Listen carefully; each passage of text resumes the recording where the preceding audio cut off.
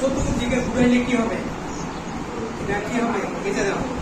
এটা ঘুরাইলাম পাথরটা কাটলো, কাটার পরে এত 2 ইঞ্চি বা 4 ইঞ্চি করে ধরলাম আমি 2 ইঞ্চি, এটা কাটলাম, এই কাটতেছে চতুর্দিকে হয়ে গেলে তখন তুমি যে কোনো চাকু দিয়া এই যে জিনিসটা এই যে কাপড় ঢুকে দিলাম, এই যে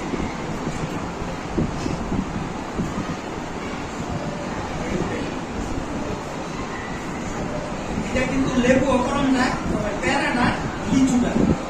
যার বাড়িতে লিচু গাছ আছে, তোমার একটা ইচ্ছা হইল না লিচু গাছে করবে, কিভাবে করতে পারবে? এই যে আগে ভালো ঢুকেছে, এইভাবে তোমরাও কি করবে?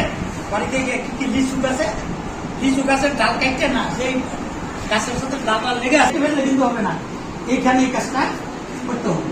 তখন কি করবে?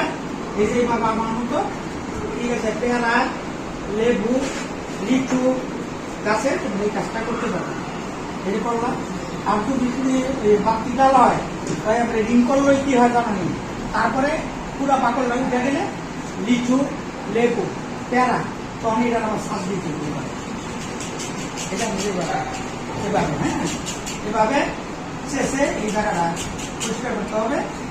পরিষ্কার করে আমি পরিষ্কার করে ফেলছি, দেখছ? এই যে দেখছ তো, সবাই দেখতেছ? পরিষ্কার করে তারপরে কি করবে?